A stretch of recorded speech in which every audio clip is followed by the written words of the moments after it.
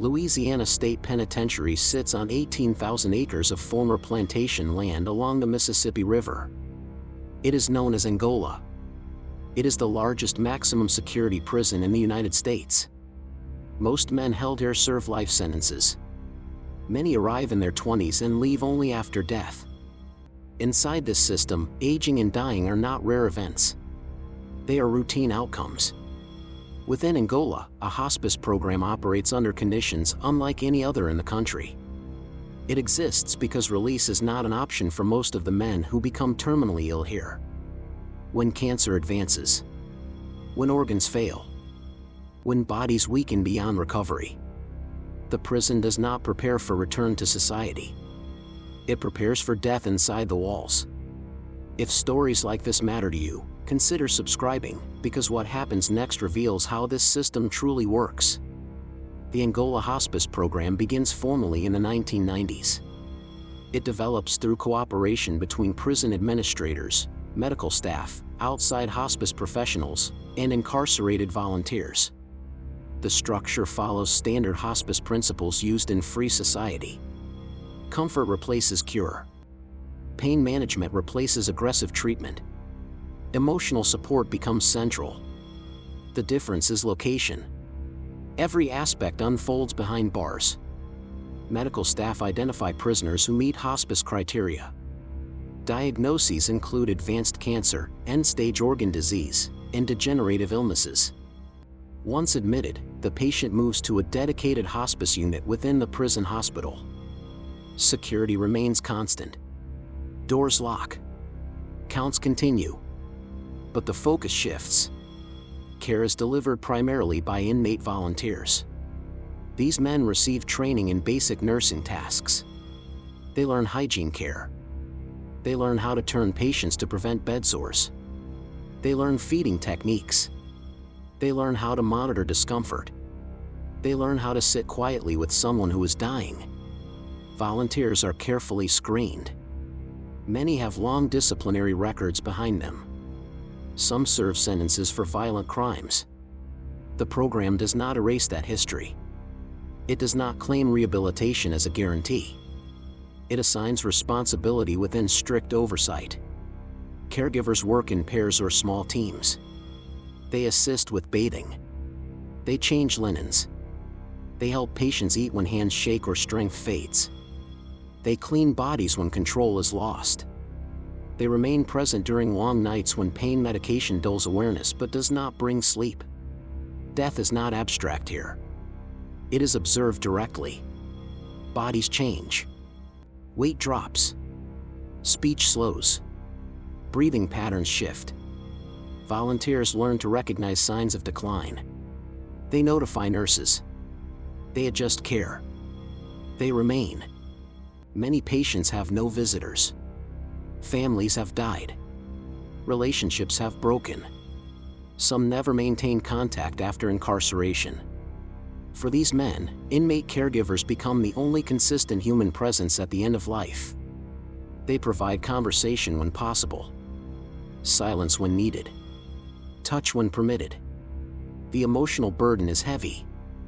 Volunteers watch men they have known for decades deteriorate. They watch friends lose recognition. They witness fear, confusion, and acceptance in different stages. There is no professional detachment. There is repetition.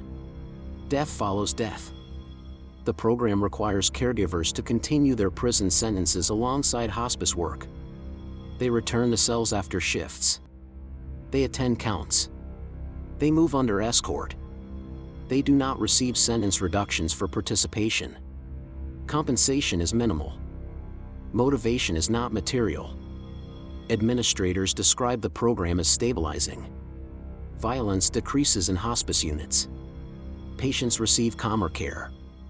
Staff report fewer medical emergencies.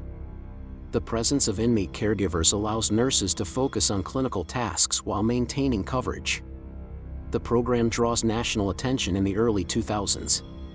Journalists document the structure. Academics study outcomes. Medical ethicists examine implications. The central question repeats. Can compassion exist in a place designed for punishment? Angola's history complicates that question. The prison stands on former slave plantation land. Its name derives from the country of origin of enslaved people forced to work there. For decades after its founding, Angola relies on inmate labor under brutal conditions. Abuse and neglect are well documented in earlier eras. Modern Angola remains severe. It houses thousands of men under strict security. Violence occurs. Isolation exists. Yet the hospice program introduces a countercurrent. It does not remove punishment. It introduces care within it. Training for caregivers includes emotional boundaries. Volunteers are taught not to promise recovery. They are taught not to impose beliefs. They are instructed to respect patient wishes when expressed. Religious support is available but not mandatory. When death occurs, procedures follow prison protocol. Medical staff pronounce death. Documentation is completed. The body is removed under security escort. Other patients remain. Caregivers continue. Some volunteers request reassignment after multiple deaths. Others remain for years. Psychological support is limited. Formal counseling is rare. Most processing happens informally between caregivers. The program does not erase the reality of incarceration. Patients remain under guard. Shackles may still be used during transport. Privacy is limited. Noise persists. Institutional routines continue around dying men. Yet within those constraints, dignity is prioritized. Clean sheets. Managed pain. Someone present. These elements reflect standard hospice values adapted to confinement. Families are notified when possible. Some travel long distances to see relatives before death. Visiting policies apply. Physical contact is regulated. Time is limited. For many families, hospice care in Angola provides the first confirmation that their incarcerated relative is receiving humane treatment. The cost of external hospitalization for terminal prisoners is high. Security risks increase during transport. Angola's internal hospice reduces those demands. Financial considerations support the program alongside ethical ones. Critics question reliance on inmate labor. They argue that unpaid caregiving shifts responsibility from the state. Supporters counter that volunteers choose participation and find meaning within it. Both points remain documented. Former caregivers describe transformation without embellishment. They report increased patience, increased awareness of mortality, increased responsibility. They do not claim redemption. They describe service. Medical outcomes align with hospice standards. Pain management improves. Emergency interventions decrease. Deaths occur with fewer complications.